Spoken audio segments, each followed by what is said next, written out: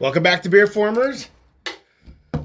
15 of these things. This summer's flying by. It's flying by. We're having a great time. This summer and life in general, making these videos, and thankful for all you people who keep watching them. We're up to 155 subscribers now. That's pretty awesome. Thank you, We're still guys. climbing up there. So keep spreading the word about us. We're having a good time. I know some people say our videos are too long, but they're as long as we need them to be, and we're making them for ourselves really more than anything. So, right. So we're sorry if they're longer than what you like, but please keep watching anyway, because I think we got some good stuff to say about what we're talking about, right? I definitely do. Yeah, absolutely. So, all right. So for tonight's episode, all right, we've teased these several times. We're going to talk tonight about Pretenders.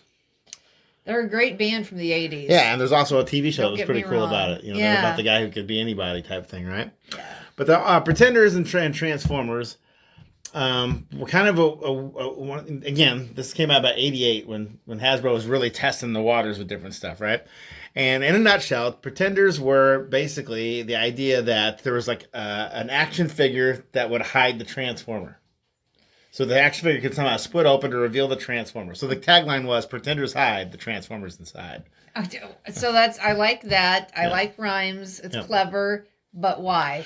What was the deal? Again, like many things we mentioned on this, the fiction depends on which audience you're talking about at the time. Like the comic books handle it differently than the cartoons. Did Japan come up with this, or was this purely an American Pretenders only were in America in the Marvel comics initially. Okay. Oh, here comes Ronan. Here's our buddy coming down the stairs right now. Can't do a show without Ronan, apparently. Hey, bud. Hi, buddy.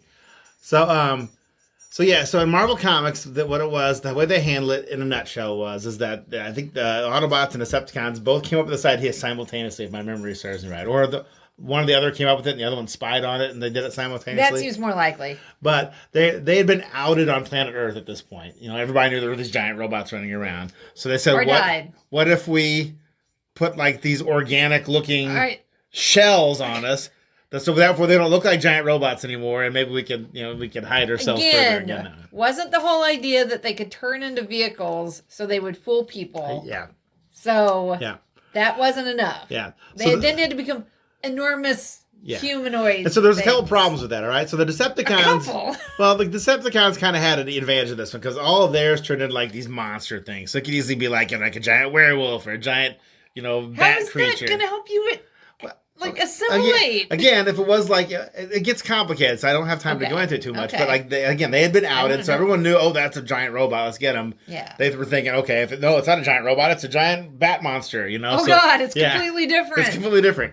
The problem with the Autobots is though, they all turned into, in the comic books, effectively, were giant humans. That's what I'm saying.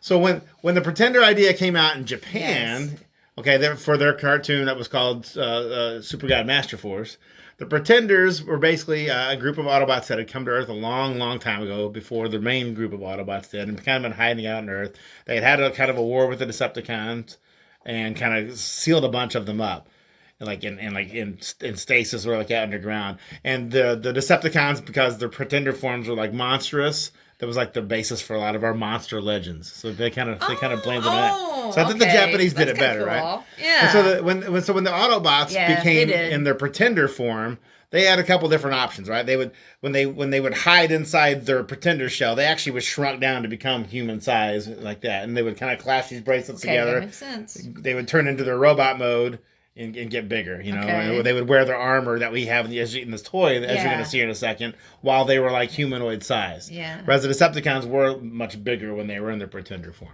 But there's several issues of the Transformers comic book from Marvel where, the Autobot Pretenders are walking around. They're like 15-foot tall humans. And so I think what they did was to try to avoid that, was they kind of moved those characters out to outer space, so they interact with aliens, who I guess... Well, they're not going to be weirded out. There's a giant humanoid walking around, unlike humans, whatever. So anyway, the Pretender we're going to talk about tonight is a Japanese exclusive one, right? This one only came out in Japan. Are we certain that they didn't make these because the well was running dry and they needed to sell more? I'm sure that's absolutely something that happened. What else can we do? Okay. And so there were several different types of Pretenders. And the one we're going to talk about tonight is a Japanese exclusive. His name is Metalhawk. Okay, kind of looks like Voltron. In the comic book, in the cartoon, he was the leader of the Autobot Pretenders. All right. In America, this figure never came out until recently. He's been redone a couple different times and put out in the American market. But originally, this was one you can only get in Japan, or if you went and got it like on eBay or a convention or something like that, which is where I got this one at. I got this in BotCon 99 in St. Paul, Minnesota. Oh, wow. That was our first one. That was our first BotCon. Aw, you came from the first BotCon. So, as you can see, and I'll put this up on the screen, he basically is his name Metalhawk? Metalhawk. He's got a limited articulation figure. He can move his arms. He can't move his head, but if I take his helmet off, you can see he's basically he's handsome. Just got just a dude's face, right? Yeah, got the nice legs hair. Can't move. He can't turn his head because what kind of toy is this? This is just a rigid plastic shell. Yes. All right? So these all had something in common in the sense that the shell could split apart in some way. Okay. And the actual transforming robot is on the inside. Did they all split apart in the exact same way? For the most part. Oh, most of them split down the middle this way on the side, so like the front half and the back half. In the Marvel comics, somehow they showed them splitting apart sideways like this. Yeah. In the cartoon, they just kind of like blurred for a little bit, shrunk down, and then all of a sudden they were just like in their human form. They didn't try to explain how they size changed and became basically a human. Palpatine and in the cartoon, they were basically indistinguishable from a human when they were in their pretender form, right? Yeah. All right. So real quickly, there were different types of pretenders. There were the standard pretenders like this that came out in '88. Okay. And again, the Autobots were all humans. That's standard. A 15-foot tall human. Yeah. Or a werewolf. Yeah. Okay. The Decepticons were all monsters, like I said. Yeah. And the next year in '89, they kind of shrunk them down a little bit, probably to save money for plastic, yada yada. Yeah. But it was still the basic same idea. They were just smaller size, and the one of the big complaints about the Pretenders is that the robots inside. They all have Cybertronian forms. Which means essentially that they didn't have to put a lot of thought into what they transformed into. Sure. All right? Metalhawk has the best. Better and better. It has the best transformation, in my opinion, of any of the Pretenders. Some of the other ones basically just like fold in half and go, yeah, it's a motorcycle now. You know, that kind of thing. Yeah. So we're going to get this in your hands here just a quick second here.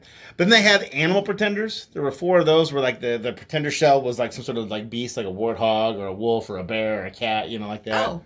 Do you got any of those? I have those. Then they had Mega Pretenders and Ultra Pretenders. Yeah. The Mega Pretenders was the outer shell could transform slightly to form like a vehicle too. And the robot inside could transform also and then plug into it to make it like a mega vehicle. Then they had the Ultra Pretenders, which was like there was an outer shell that was a vehicle that opened up to reveal something similar to this, which could open up. So it was like, you know, like Russian nesting doll type thing, right? Do you have any of those that you can pull out here? Not right here, no.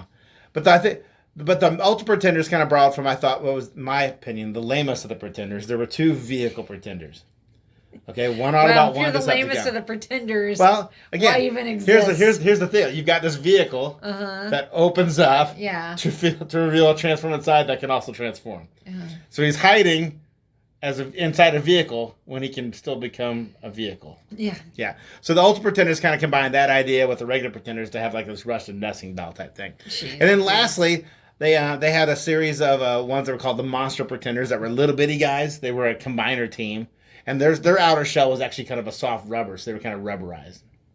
And in Japan, when that came out, they changed it. The toys were the same, the robots, I should say, but the outside, instead of being rubberized monsters, were rubberized dinosaurs. They called them Dino Force. So that's wow. Rubberized? You mean like the little toy erasers we get at McDonald's? Not quite that level of rubbery, but they were not hard plastic like this. They were kind of a softer plastic. Boy, they were really just scraping the bottom. So I'm going to go ahead and give Metalhawk to you here. So first off, let's take his helmet off, see if you can reveal the robot on the inside. So these always have some sort of armor things that kind of helps hold the shell together. And for Metalhawk, it's just the helmet. So now you just kind of grab the halves and pull them apart. So here we go. Are you ready for this? Okay. And inside is the robot. So I'll take him out. So he's kind of folded up with his wings backwards so he can fit inside. So real quick, we'll show this up here too. But he kind of fit inside like this. The shell opens up to reveal the robot inside. Now in the comic books, one thing I thought that was actually kind of cool is that they had the ability to then remote control this. So it became like 2 guys fighting at once. Do my bidding. Yeah, so like the shell can still fight. And this still has to do just a tap. Ooh, it's kind of heavy actually. This is the only one that was made of die-cast metal. Oh my God, okay. All the other Pretenders were solid plastic. You know what this reminds me of? That one ornament we have that's of Slave One. And that weighs like a pound. And if you drop it on your foot, you will break your foot for Christmas. Yes. Yeah, that's Why did Hallmark make that out of die-cast metal? I don't know. They probably learned. They probably got a lot of complaints and lawsuits. So Metalhawk becomes a jet. Yeah. And to make the jet, you're going to need some of these pieces off his gun that form his tail wings. Oh, I'm turning him into a jet. I thought I was turning him into a robot. I was trying to get you can get his robot first. See, there he is, right there. Right? Did I do it? That's his arms, right? His arms. The things really kind of fold down. Oh. But yeah, you basically had it. Okay. But yeah, his feet fold up. Yeah. And now he's a robot. And these are his handguns if you put those in his hands too. Yeah. Dance for me. Is that what he does? Yeah. Okay. So now he's got to be a jet? Yeah, make him into a jet now. Okay. So while you're transforming that here, I'll tell you a little more about the Pretender. Now, the Pretender legacy, even though it only lasted a couple years, I don't think they were super well received. There has been some lasting legacy of these things, though, right? Because in 95, when the Beast Wars came out, the writers of that, and this has since become official, kind of canon. It's canon? It's not just head canon, it's actual canon? In Beast Wars, the Transformers all turned into realistic-looking animals. That's the term Beast Wars, right? Dave, I just popped this off. You should pop back in. Okay. If not, then you've got to buy me another $300 or $400 toy. So good luck with that. Cash. What was I going with this? Oh yeah. So in order to have the technology to be able to make themselves look like realistic animals, they basically the writers of the show said, okay, this is an adaptation of the Pretender technology now 300 or 400 years in the future, where they're basically allowed them to adapt to be able to have like realistic flesh type material on their outside of their bodies. So the Pretender tech, if you will, got a shout out essentially to be able to make Beast Wars happen. So what do you got here for the jet? Well, okay, I got a wheel, I got a landing gear, and some wings that are kind of out, but I don't think that's right. He's really just kind of a flying robot right now. I mean, is that supposed to be his tail? So you had these things flipped up. That was absolutely correct. Like this? No, you had like the bend at the elbows, at the knees, I should say. Or whatever. Oh, like this. Yeah, so that's that actually part of it. Yeah, and then those become the tail fins. Those stick up just like that. Yeah. Yeah. That's his tail. That's part of the tail fins. These also are going to stick on the side to make this the ailerons or whatever. So does that go like this? Mm-hmm. Oh, okay. I'm seeing what's going on here. Are you ready for this? Watch this. Yeah, you forgot the nose cone or whatever, the cockpit comes out. Okay. This is much better. Can you get it without? No, I don't know. It's a little tight. I don't know. Oh my gosh. Okay. Now to make the wings look right, they're going to basically kind of be like, kind of like that, and then just fold them down. Yeah, all right. That's the last step. Yeah. Yep, and just fold the wings flat. Okay, and then you said these things go on it? They plug in the back there to be like the tail. These are the tail fins. These are like the elevators and ailerons on the back there. Okay. I forget the exact term. Sorry if you're an aviation person who's actually a pilot. I can't remember. They should be pointing forward probably too. Like this? Oh, that's wrong. Like this? Look at them closely. They've got little fins on them and stuff. Yeah, and they got guns. Right. Yeah, that's how it goes. So should that little fin be pointing down, do you think? Would it make more sense? Because it's like there's like open plastic here, so it wouldn't... It's going the same way as this one. That, actually. Yeah. But the point I'm trying to make is on the bottom, you guys at home are never going to see this. There's like little mold plastic parts here like that are visible. So usually they try to hide that as much as possible, so they should be facing downward. That's all. It's a technicality. But it is more correct to have it transform that way. Well, I'm glad that I'm being as correct as possible. Very good. With the dumbest possible transformer there has ever existed. So this one's jet form, which we'll put on the screen, is actually, in my opinion, one of the better ones. It is. I liked how heavy he was. Yeah, the I felt heaviness like of it gives felt it some decent. heft. You know? Yeah, that was a nice surprise. It's a little weird looking back here, the way the legs bend over to form the tail. It looks better than I thought it would. But if we ever do some other Pretenders, and I'm sure we will eventually if we keep this up, some of the vehicle forms are just ridiculous. Well, there's like 30 of them though. This video would be 3 hours long if we did every Pretender. So I chose the one that I think maybe the most people might not have ever actually seen, being the fact it was from another country. All right. I want to do the next time we do it. I want to do two, and let's do the dumbest one and the second best one. Maybe since you said this one is the best one. I think it's the best one. Yeah. Again, exclusive to another country. Yeah. Never sold here in America. It still does made look like a jet. Let me hold that up again. Yeah. I think it looks very much like a jet. So and all their Pretender shells had the the landing gear one or two different weapons. Like he's got a big cannon here, which I actually never remember him seeing in the show, but he does have the sword. His robot form used the sword more than that. Oh, the wheels roll. No, they just kind of squeak on the table. Oh. There's the sound effects.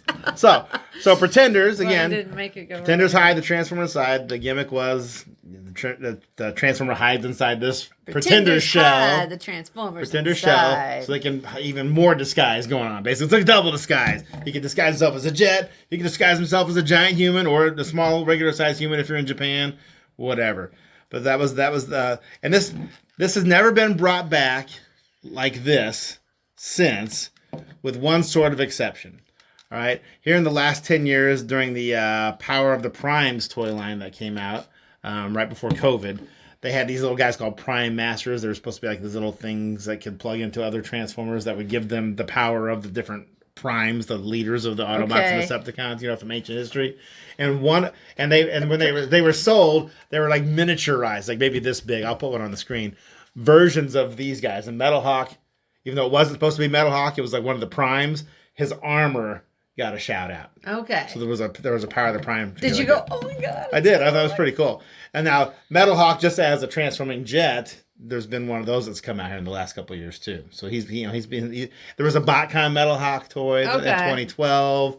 So he's been getting some love in America since he first came out. Okay, but this toy has never been reissued. Question though, and sold in America. Where do you think, in your opinion, do Pretenders fall in like the Parthenon of Transformers fandom? You mean the Pantheon? Yes. The Parthenon's a building. The Pantheon of the Transformers fandom. As far as no, what? I'm talking about the Parthenon, like the roof. Are they on the steps? Oh, okay. Are they down, like, on the ground? The fact that, as a concept, they've redone some of the Pretenders over the last few years, but never exactly in the same way like this. So I think as a concept of like that opening up and there's a Transformer inside, I would say that's kind of a failed concept. That hasn't survived that in any way. And the idea that this outer shell being organic saw light in Beast Wars. But how do fans feel about it? Do they think they're like, are they like, is there like strong feelings of anger about I'm not 100% sure on that. I think focused hyper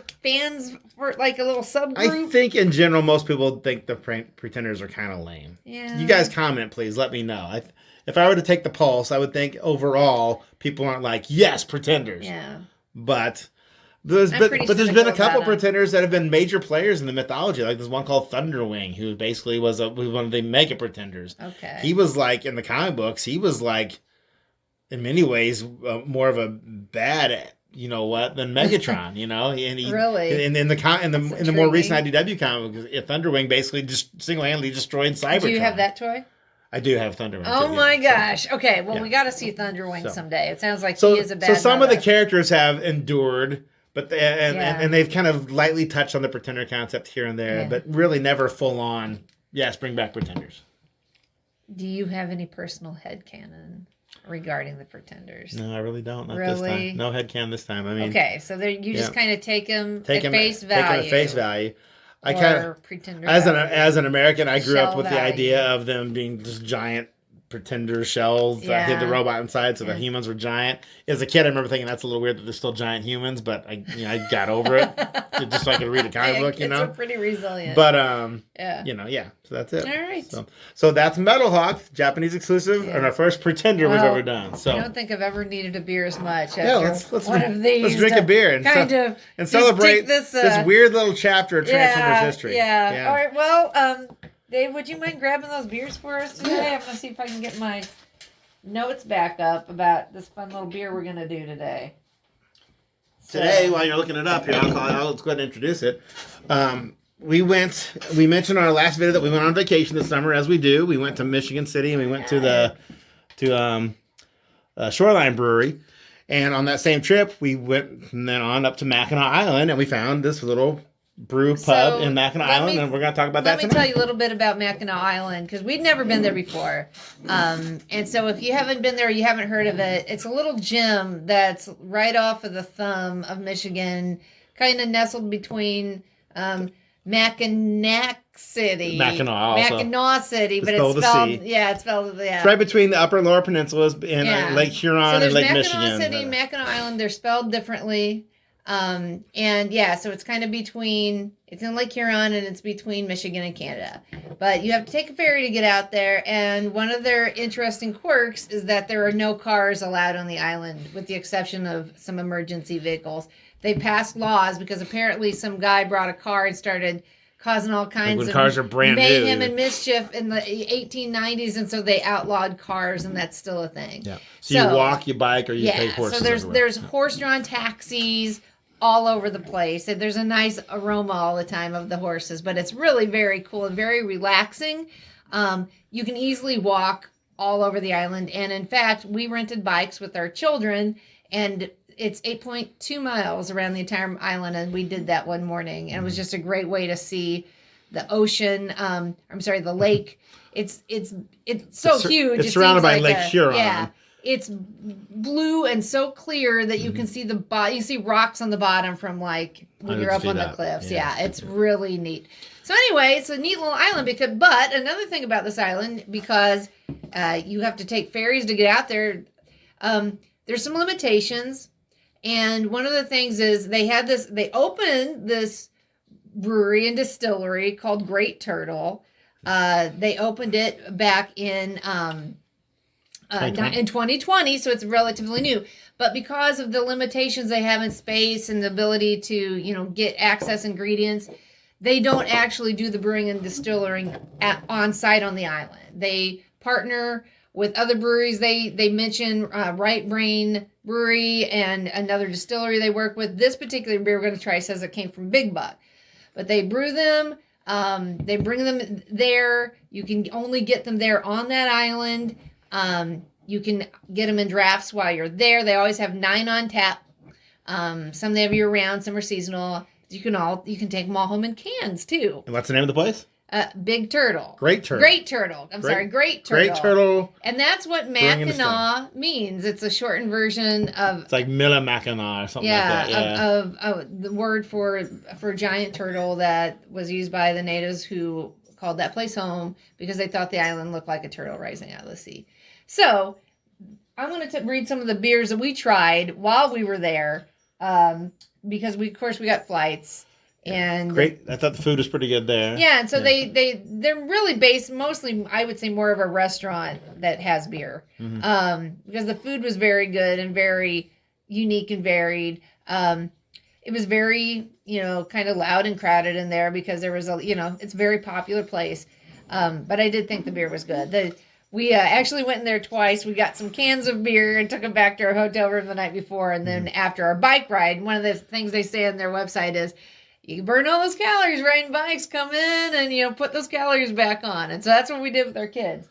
But in our flights, we tried the No Cars Allowed Cream Ale, the Pedal Fast IPA, the Feeling Happy Orange Wheat Ale, the Two Bluffs Barrel Aged Amber Ale, the Big Apple Double IPA, and I believe you tried the Round Island Fuzz, isn't that right, Dave? I It think had so. passion fruit and mango. And I also had a can of Rusty Fender Red Ale. So we had a nice little variety. That isn't all the ones that they have, but we tried to get as many as we could.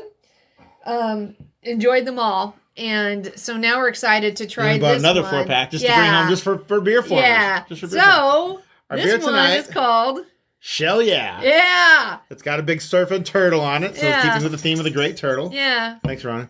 We're going to get Ronan up here tonight. It's going to happen. I mean, it's amazing. He's upstairs all day, and then when we film this video, he decides to make all the noise in the world. I'm really sorry. It's not very professional, and we'll find a better way to deal with this in the future. We could try to lock him upstairs, but then he'd probably cry the entire time. He's our good buddy. Anyway, but I apologize to the viewers. So Great Turtle, Shell Yeah. Which is one of her high school is the Shells. Roxana Shells. And we like to say Shell Yeah. But it's a peanut brittle porter. And as you notice, a lot of their beer names are turtle puns, and all of the artwork on the cans that we saw were turtles. So a lot of fun. This smells incredible. It smells like dessert. It smells like peanut butter to me. I don't smell the chocolate as much, but I definitely smell I smell the chocolate. Oh, man, it's like chocolate covered popcorn. It's very thick, very dark. As you can see, it's got a nice little bit of a head. Oh, my gosh. Okay.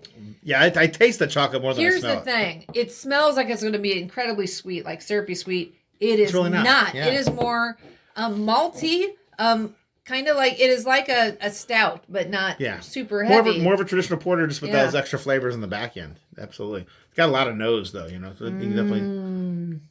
Oh, that's well Take a balanced. sip, things kind of open up inside there, and you get all kinds of different smells and flavors. That would be a wonderful beer to have at the end of your meal. I don't know if I would drink it with my food, but it's a dessert it's heavy, beer. so yeah, it would be hard to eat with something else heavy. Well, I'm just too. saying that I don't know if these flavors would blend well with other food, but on their own, like I could see myself sitting and drinking a 4-pack of this sitting on somebody's deck. It's definitely a sipper. You wouldn't throw one of these back. Yeah, or sitting around a fire, maybe in October. This is a perfect beer for that. So, man, I wish we'd brought 2 of these 4-packs home. Because I'm not clear if you can order it if they deliver. I mean, that's something we'd or if it's for sale on either the 2 main ports. Yeah. There's Mackinac City, which is spelled with a W, actually. Yeah. We said that wrong. Mackinac. Looks like Mackinac is the island. Yeah. Mackinac with an That's AW right. is the city. There's also St. Nuts. Ignace. If I'm pronouncing that wrong, I apologize. Yeah. But St. Ignace is the other place you can set ignorant. sail out of. So there's a chance it could be sold in those towns. We just don't know. Yeah. So if you do know, let us know. We had to get in and out of there very quickly to make it to our next destination. But one of the coolest places we've ever been. It would be lovely to go back there someday. We stayed at a place called the Chippewa. Yeah, on the and they had a cool restaurant bar called the Pink Pony. Yeah. They had a big tap room in there too with all kinds of different beers. And a giant hot tub where you can look out on the. So if you go to Mackinac Island, you've got at least 2 different options. Yeah. Great Turtle. That's got good food and their own beers, even though, like I said, they're mostly brewed outside. Yeah. And then Pink Pony, which doesn't have their own beer at all, but they have a lot of We also taps. won the trivia contest at Dowd's Irish Pub across and our team was called BeerFormers. BeerFormers. So, we got a nice little plug in there with our name up on the sign. So, and a really good chunk off our bar tab, which was a nice little bonus. So. But if you ever get a chance to go to Mackinac Island, I can't recommend enough. I would love to go back. Friendly. It's a lot of stuff to do there. You could take some of this beer and go sit out, and they have this giant, green park area right north. They've got Marquette a harbor Park. area. It's called Marquette Park. They have a Marquette Park here in this neck of the woods. And you can sit out there and drink your beer, or you could go get some picnic food from Dowd's Market. There's a little supermarket. Yeah. If you want fudge, there's like about 8 or 9 places to get fudge. Mackinac Island's known for their fudge, so get some fudge while you're there. So lots of good restaurants. So besides Great Turtle, which I kept calling Big Turtle, boy, I'm winning tonight in the word department. It's okay. It's only Tuesday. I can't blame being tired from a hard work week. So Tuesday at the time of the film. Yeah. So anyway. So that's exciting. So if you can get your hands on this or any other beer from Great Turtle, please do so. If you like, as we sort of wind up here, good job on Metalhawk. Thank you. Pretenders are not known for being because they have to fold up inside. Their transformations generally are pretty easy. This is one of the harder ones though, so you did pretty good on this one. Like I said, some of them you literally just fold it in half, and then all of a sudden it's a submarine or whatever. You have to really use your imagination for it. So if we ever do some other Pretenders in the future, and we probably will. You'll get to see some of that here. But if you'd like to know more about Metalhawk, you can go to the TF Wiki, or you can go to Chris McFeely's channel here on YouTube called The Basics On. I believe he's got one on Pretenders, and he's got one on Metalhawk specifically, I'm pretty sure. Oh, wow. That's pretty cool. So you can learn more about that. Again, because Metalhawk has been in lots of other media in the years since his initial toy release. Yeah. He's finally made his way over to America in lots of different forms, just never exactly like this, which was kind of a cool thing. But, smash all the buttons. Keep spreading the word about BeerFormers. We're having fun doing this. And we're having fun sharing the world of Transformers and beer. Yeah, let's get to 175. That'd be great. 175 160 would be amazing at this point now, go on this beer journey with us, too. And if you want to see our buddy, come here, Ronan. Ronan, come here. Come here. I'm going to pick him up real quick. Oh, boy. He's not going to love this. He's a big dog. He's not going to love this. He's like, what are you doing to me, Dad? He's a big dog. Here he comes. And you just conked his head. Here he is. There's Ronan. He's so big. Yeah. He is a pit bull wiener dog. And he's a good boy.